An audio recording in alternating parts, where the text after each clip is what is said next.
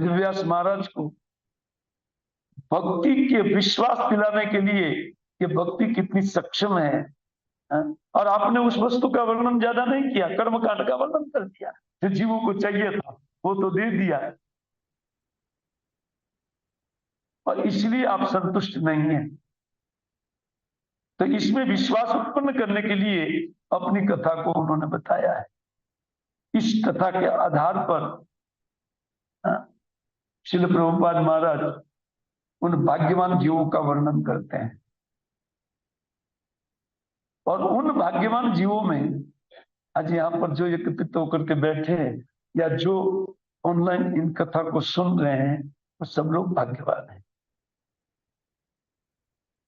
लेकिन कितने हैं?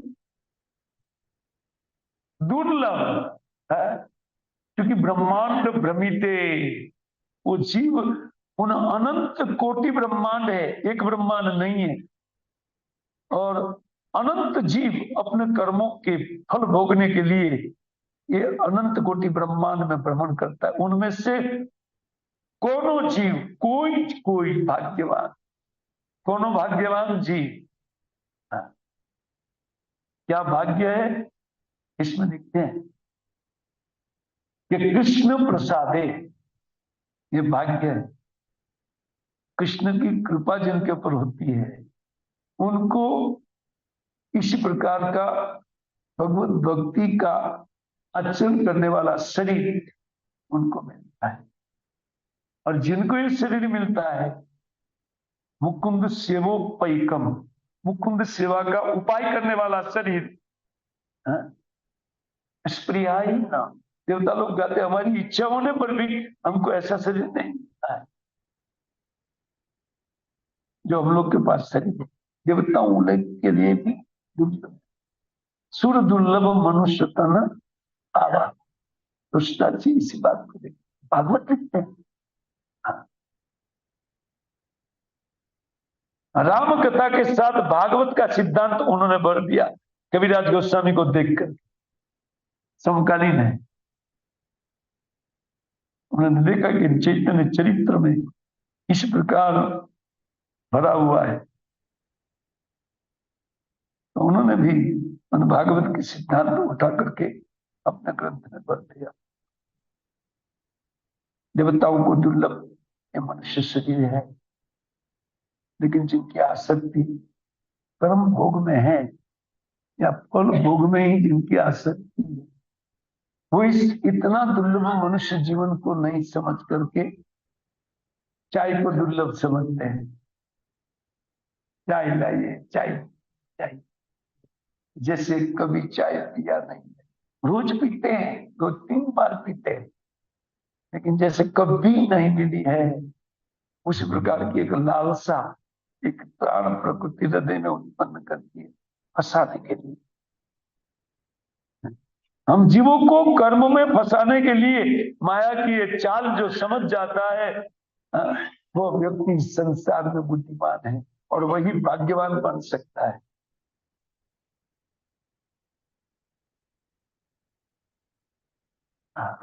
इसलिए ऐसे भाग्यवान बनना सबके बुद्धि की बात नहीं है। श्रील प्रभुपाद महाराज, तो अगर ये भक्ति रूपी बीज हमको मिला है और इतना भाग्य जब आकर के हमारे चित्त में अथवा हमारे चित्त के प्रांगण में उपस्थित हुआ है, तो उनको वेलकम करने के लिए व्यक्ति को चाहिए कि अनुकूल अपनाए और प्रतिकूल का त्याग करे। हाँ। कल की कथा में हम लोग इस समय करते थे, और इसी को सर्वविधि शरणागति के 2 लक्षण के रूप में पहले बताया गया। अनुकूल संकल्प, प्रतिकूल वर्जनम।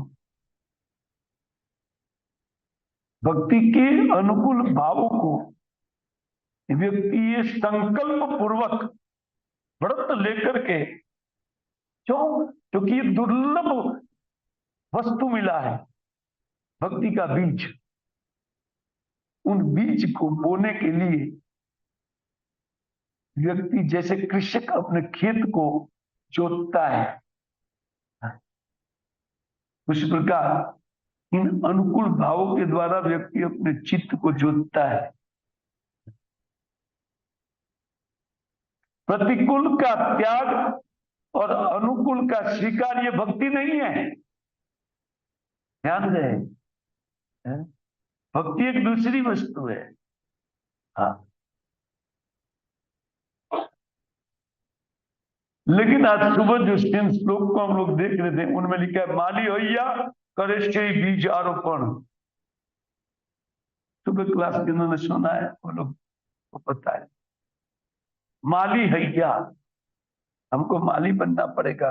बीज हमको कृष्ण भावना मोमेंट से मिला है। जैसे नारद जी उन मनुष्य जीवन भिलवाड़ा में मिला है तो वो चीटी बनने के लिए नहीं मिला है ना।